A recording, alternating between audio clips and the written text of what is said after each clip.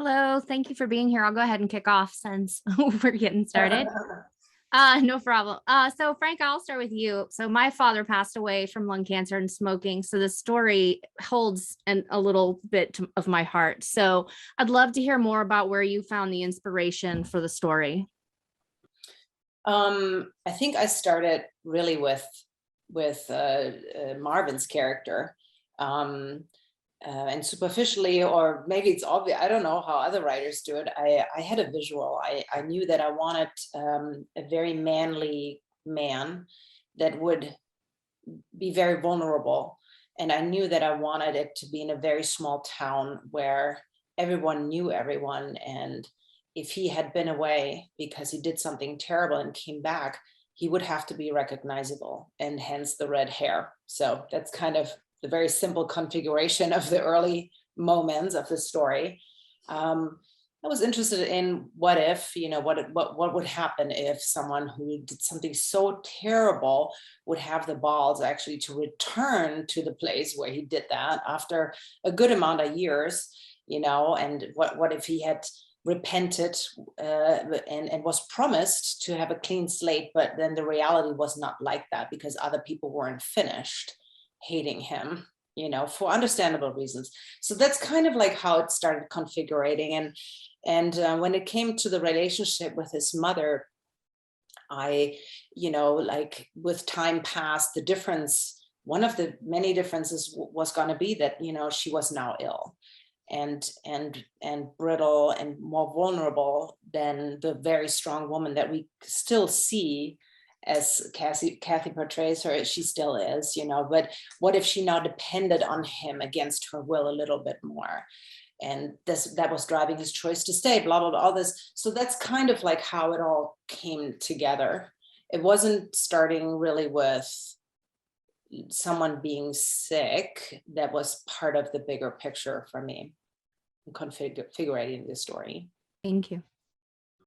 Kathy and Aisling, and I guess Frankie could answer this too if you'd like. As performing artists, I'm sure you're always looking for something new and different. Could you share what you personally found new and different with this filmmaking experience in these roles and this project?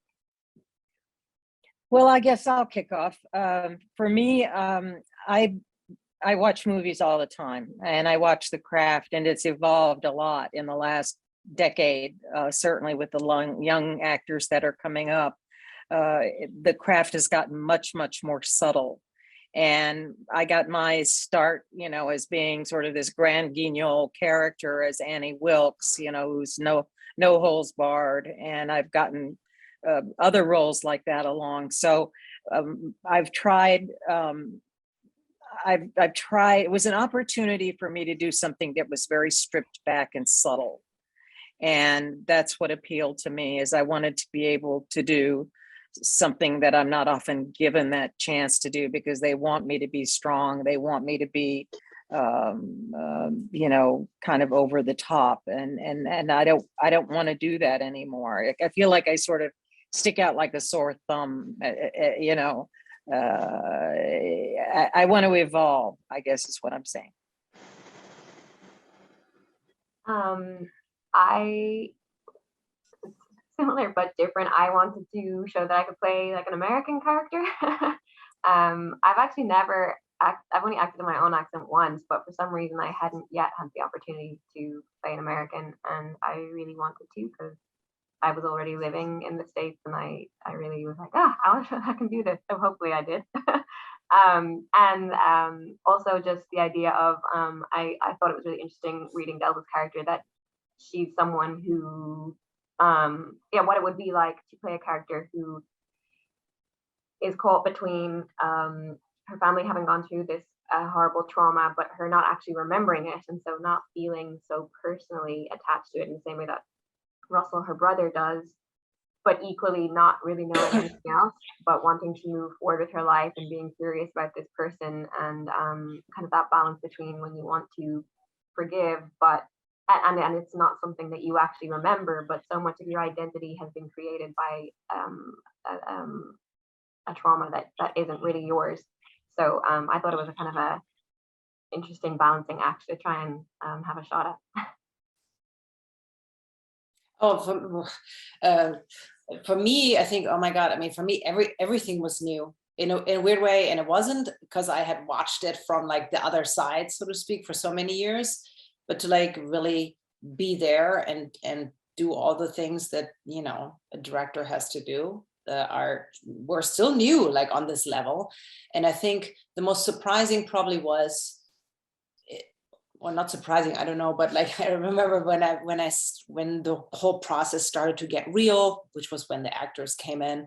I remember thinking, okay, so I'm the director now, so I have to act like a director, and I didn't have to, you know, I just kind of had to listen and see what people needed and be that. And I think I was kind of shocked because I had that misconception after all these years of being an actor that I had to act a certain way, or like I had to always have my script here, and we had to, you know, it had to look a certain way how we talked about it or something. Or when you know, and I was like, do we have to have a table read? And then I had a moment with myself. I was like, I actually hate table reads. You know, I don't like them. And it turned out that the other people didn't either. And so we didn't have one. And instead we, you know, people came to my yard and we did that, you know, or we did an escape room or whatever we did.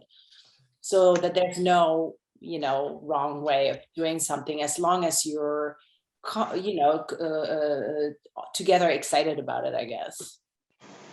Now I want to For know me, about it the was- escape it- room, but go ahead.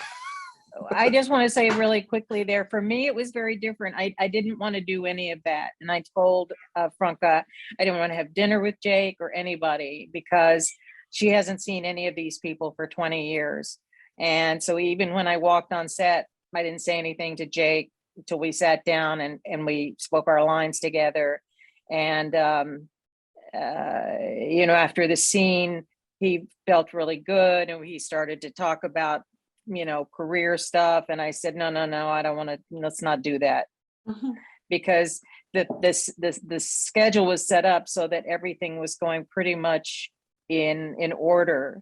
And I wanted the opportunity to, whatever relationship developed between us as we went along, to naturally happen.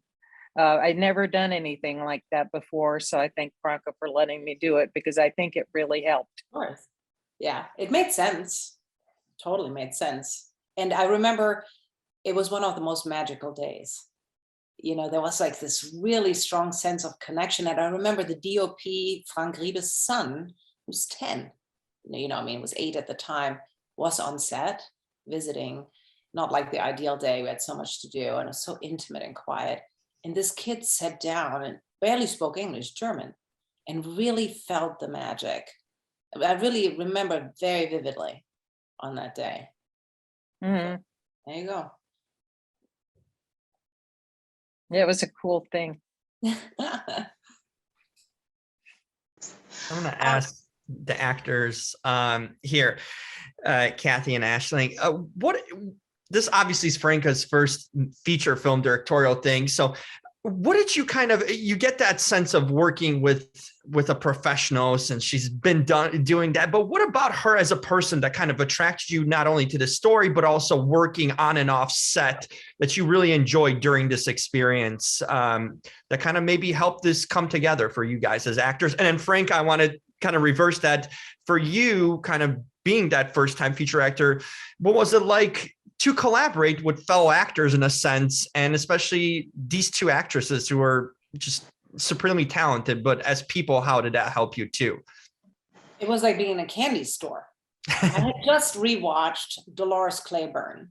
I've seen, I mean, you know, like where to begin? I mean, you know, like to work with Kathy, you know, and be allowed into her way of thinking is so luxurious, because you have to understand, I'm like a small town girl that got the chance and the twists and the turns in life to become a cinephile in a way that I got my education growing up as an actor, being around people that were so much smarter, you know, and came to movie making than me, that educated me and showed me a world of movies. And Kathy Bates is, if you like movies, if you want to watch the important movies of modern times, she's in them, in a lot of them. So to bring someone like that, into my precious little, whatever, let's say there was you would collect all these golden eggs and put them in your basket, right? Like, and then I saw a poster of The Nightingale. I didn't even see the movie yet. And I was literally like looking for something, and this face looked at me, which was Ash. And I was like, who the fuck is this? Sorry for swearing. But I was like, who the fuck is this? What? And I got up and I called my husband. I was like, what's this movie? Who's this actress? There was so much of rage in this face. And it was just a poster. And then I started watching what she had done and all these things. And the same for the other actors, like every single one I had a moment with before they even had a moment with me. You know what I mean? Like, I remember watching Get Out, and this guy, Rel, I had no idea where this guy was. I was like, I want to see more of that guy. He was the guy on the phone, but he was so awesome. And I just really got excited when his scenes came on, and so to be able to convince these people to bring what had excited me way before they met me or read my script was magical to begin with. And then the stress kicks in that you're like, okay, well, now we're all here, all the eggs are right here, so now I got to do my part with a film that has so little money and time. How can I repay that trust? How can I make it fun, at least, or enjoyable with the little means that we had? I mean, my God, it was so hot. It was so hot. And here's Kathy Bates, and oh my God. And there's like no AC and all the same for Ash, or like, I have like, on some days I can give them 2 takes. 2 takes is an insult, So this is just 2 little things. And, I don't even remember the question because I got so excited talking about all this, but you know what I mean. Sorry. Well, the energy you just saw in the response to that question is a huge part of what drew me to Franka personally. She's just got so much energy, and it really was fun on set. It was really, really fun. Always. You said it takes more time and energy to make a longer version of a short film, but I never saw you run out of energy. You never made that visible. I actually love working with, obviously Franka has a huge amount of experience in acting, but I love working with first-time writer directors. I know you've done this short as well, but I love people who really they're busy and you can feel it because they care so much. And I love that kind of a dynamic. I love it when everyone's all in. And I think why I love indies so much is because you do it. You don't do it for the because you care about the story and you care about the people that are involved. And when I heard that Kathy was in it too, on top of me loving the script, I was like, wow, this is so cool. All the actors involved are just fantastic. So it's a privilege when you get to love this and also on a personal level get on so well with your director. It's pretty cool. Nancy, you tried before. Yes, thank you. So I found this movie really powerful in the area of forgiveness, especially. And I was wondering how all of you brought that to the roles and how would it contrast with how you might deal with something like that in real life, because it seemed like a lot of people were very against forgiving him, especially in the church scene. And I just found it so powerful when he went to the acting or the exercise class. And yeah, I really wanted to know more about that and bringing that to the screen and how it might contrast in your real life. Kathy, you wanna go first? Yes, I think forgiveness is a huge subject. Self-forgiveness, forgiveness of others that have done harm to us.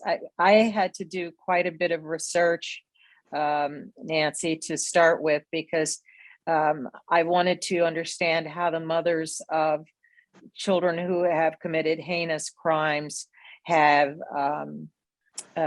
learned how to live with that day after day, and it's not all of the attention is put on the defendant, quote unquote, and so little is talked about in terms of the families. Although we're seeing more of that now, unfortunately, with the trials that have been going on here in this country.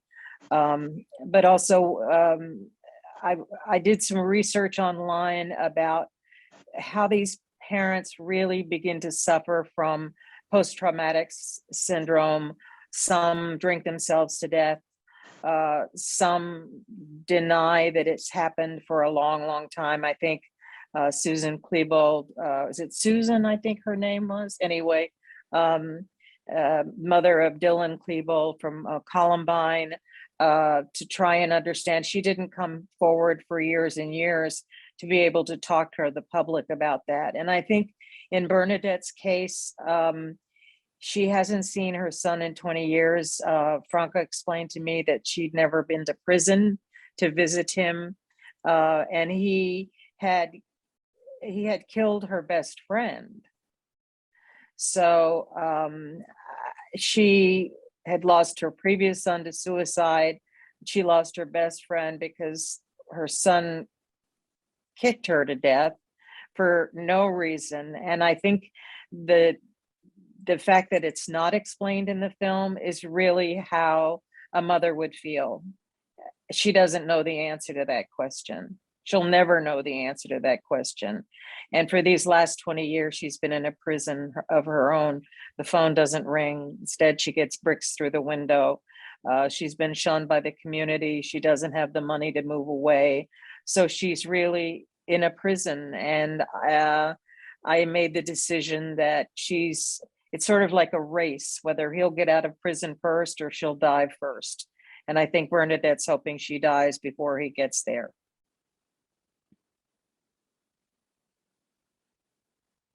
Oh, that cleaned the room out. So who's next? Well, I'll go. Kathy, as a cancer survivor, you mentioned that this role has been a healing experience for you. So were there any moments that gave you pause while you were portraying Bernadette? About, you mean revisiting my own experiences with cancer? Yes and no. I think the paramount relationship was with the son. I don't think that I was so focused on her being sick. There was a woman I met years ago named Uncle Helen, my best friend's aunt, but they called her Uncle Helen, who was an alcoholic. And I remember going and meeting her. And for some reason, she was on my radar during this experience. But no, I didn't. For some reason, I just didn't flash on that. I have a question. With today being Giving Tuesday, what would you say this filmmaking experience gave back to the three of you? I'm always just, really grateful to be working as an actor. And really, I've said it before, I love independent films so much. I find that it's really what feeds my soul. And so, yeah, I feel like every time I do a project that I care about or that excites me, and it's almost always more independent. Like, it's not that I don't care about the other work, of course I do, but there's something about indies like this one that because everyone's there for the same reason, it's for the project and really not much else, like as in it's really for the material and for the money. and for the passion of making the project. So I find that that's why I want to, that's why I love acting, is for that stuff. And so when you get to do a project like that, I feel like it kind of restores my little, or like it fills my tank a little bit. So yeah, I'm grateful for that. I think for me, it's like for us to, I don't even know, never did I think that we would have like a Zoom. I didn't even know what Zoom was when we shot the film. Was that a thing? I don't think so. I didn't know Zoom. I've had such an emotional up and down with this film, the whole ride of all these years from it being written to getting made and all the obstacles. And then the big obstacle was like the pest that happened to all of us.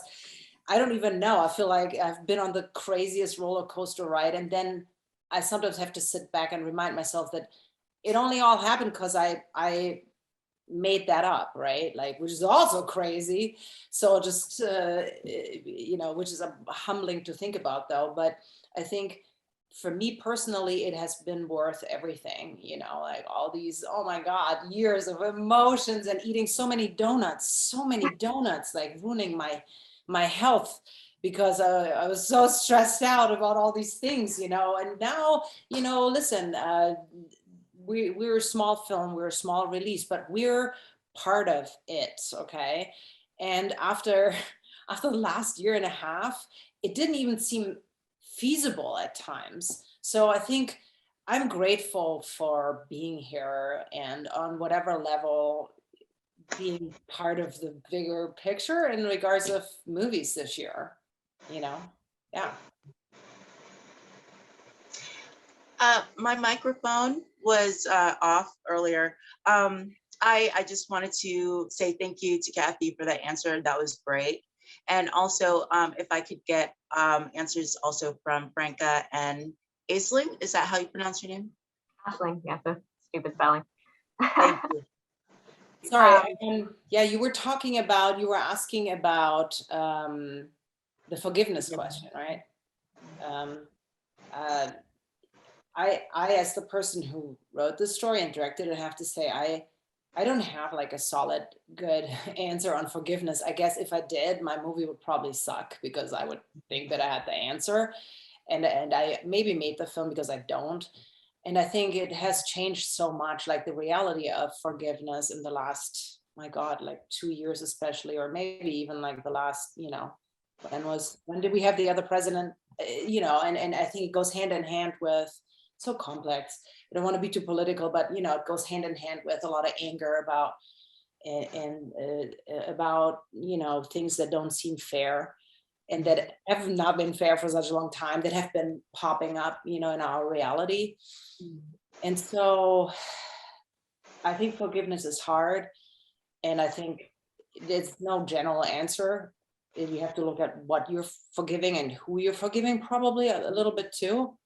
I think that on paper, I know the person that I am, that forgiveness is the right thing.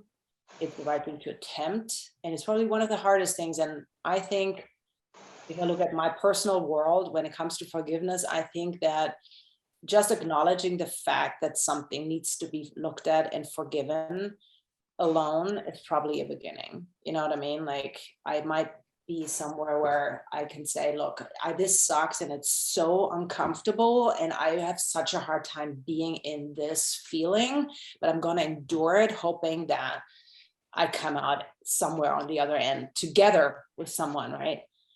And I think to me, that's a lot, just acknowledging that it needs to be done is a lot. It's a beginning. It's one of those where that is a lot, I think. Little is a lot. Yeah.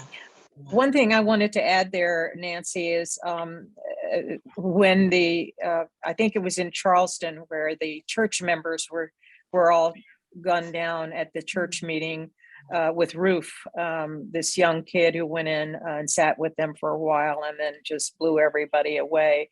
When he was brought into the courtroom, I think he was behind glass, and every single one of the relatives of the people that had been killed stood up and forgave him, which I thought was absolutely incredible, and forgave him publicly too. It wasn't just something they did privately behind the scenes, and that kind of forgiveness is so incredibly rare. And at the end of the day, I don't really know that Bernadette has forgiven her son, Marvin, for having done this, which is odd. She has, it's sort of like a train going off on a siding, that she has come to accept him for who he is now. And she does want to protect him from the neighbors and from the people who want him dead. But I don't think she, for my money, I don't think she's really deeply forgiven him. Yeah, I can see that. Thank I you. want to ask you three ladies, actually, you're at different stages in your careers, and interestingly, you've done so many things and been on big budgets and smaller films. What does a movie like this do at this stage in your careers, in a sense? Does it ground you to be able to do an independent film that has a lot of character to it and has sort of meaning? Is that a point where you're happy you can get back to do these sort of films and kind of select your own scripts and do things that mean to you through what you've been through in your career? So anyone want to chime in? I'd love to hear that. Ash, your turn. I don't think that I'm quite at the point yet where I'm like swatting away the offers. But what I do know is that I'm pretty sure my agents on some level would just are like praying that I be drawn more to slightly more commercial work. But I sound like a broken record, but it's indie scripts speak to me most often. I'm very much interested by I don't want to say small scale, because obviously what happens in this story is so huge and there's so many huge themes, but I mean very intimate relationships and the day-to-day human reactions and emotions that we have, and how we grapple with, as you say, Kathy, living day-to-day with certain trauma, or even just the challenges that a normal life that maybe isn't marked by such a kind of trauma, how we get through that. And so, yeah, indies, they feed my soul. They really kind of, yeah, they're what I'm most passionate about. And I'm not saying that you can't find that in more commercial projects. And if anyone wants to cast me in one, I am available. But I really like going from the script. Like the script is the starting point always for me. And I find it really hard actually to say yes to even auditioning for, not because I'm too good for it. Obviously, if I have to pay my rent, I have to pay my rent. But if I'm in a position where I can choose to at least even just read for something that I care about, it's always from the script. And I find that most often it's films like Franka's that kind of draw me in and make me feel excited to work. So yeah, not only am I grateful to do work as an actor, but to be able to do work that I actually really care about is something I feel very, very lucky to be able to do. And I think that, that makes sense, especially for actors, because that's the space that you're given to care about that and to bring yourself into it. Like for me, I could only I don't know, at this point, I can only write indies, meaning small, intimate stories, that kind of are mostly interested in the inner journey or, but so I can't write a Marvel film, but sure as hell I would want to direct one. I would love to bring my sensitivity or the things that I love to something where, it's questionable. Could I crack that? Could I really bring a piece of myself as the director in it? But it's different than an actor. Like I have more control over all aspects, not the acting, but all other aspects of the film. And I would love to be at some point in the future in a position where you have a little bit more luxurious way of, just budget alone, to really invest in time and all these things. I would be totally up for that. But again, like, could I write that? I don't know. I'm an indie writer, so my heart is there, but I'm not saying no to it as a director. Kathy?